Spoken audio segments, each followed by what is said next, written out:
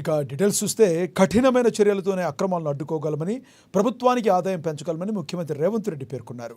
ఇసుకతో పాటు ఇతర ఖనిజాల అక్రమ త్రవ్వకాలు, అక్రమ సరఫరాపై ఉక్కు పాదం మోపాలని సీఎం రేవంత్ ఆదేశించారు.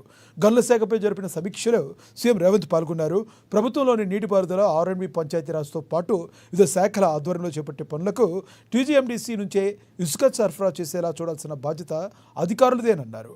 పెద్ద మొత్తంలో నిర్మాణాలు చేపట్టే నిర్మాణ సంస్థలకు అవసరమైన ఇసుకను టీజీఎండీసీ ద్వారానే సరఫరా చేయాలన్నారు. హైదరాబాద్ నగరంతో పాటుగా సమీప ప్రాంతాల్లోని ఇసుక ఎక్కువగా వినియోగం జరుగుతుందన్నారు. తక్కువ మొత్తంలో ఇసుక అవసరమైన వారు కొనుగోలు చేసేలా నగరానికి 3 వైపులా ఇసుక స్టాక్ పాయింట్లు సాధ్యమైనంత త్వరగా ఏర్పాటు చేయాలని సీఎం రేవంత్ స్పష్టం చేశారు.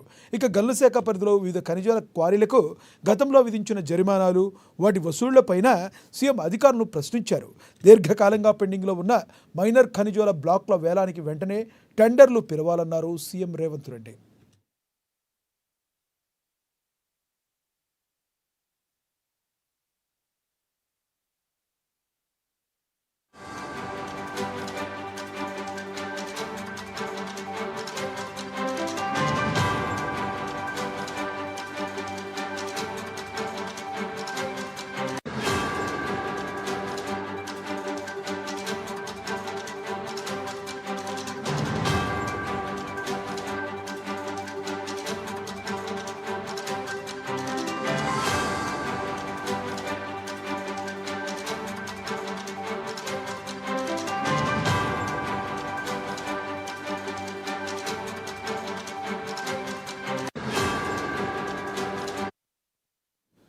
కఠినమైన చర్యలతోనే అక్రమాలను అడ్డుకోగలమని, ప్రభుత్వానికి ఆదాయం పెంచగలమని ముఖ్యమంత్రి రేవంత్ రెడ్డి పేర్కొన్నారు.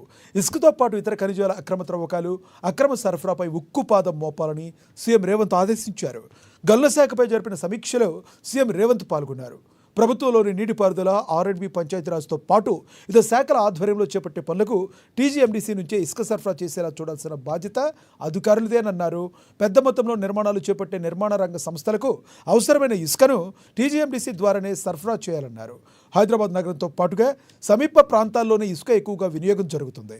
తక్కువ మొత్తంలో ఇసుక అవసరమైన వారు కొనుగోలు చేసేలా నగరానికి 3 వైపులా ఇసుక స్టాక్ పాయింట్లు సాధ్యమైనంత త్వరగా ఏర్పాటు చేయాలని సీఎం రేవంత్ స్పష్టం చేశారు. ఇక గనుల శాఖ పరిధిలోని వివిధ ఖనిజాల క్వారీలకు గతంలో విధించిన జరిమానాలు, వాటి వసూళ్లపైన సీఎం అధికారులను ప్రశ్నించారు.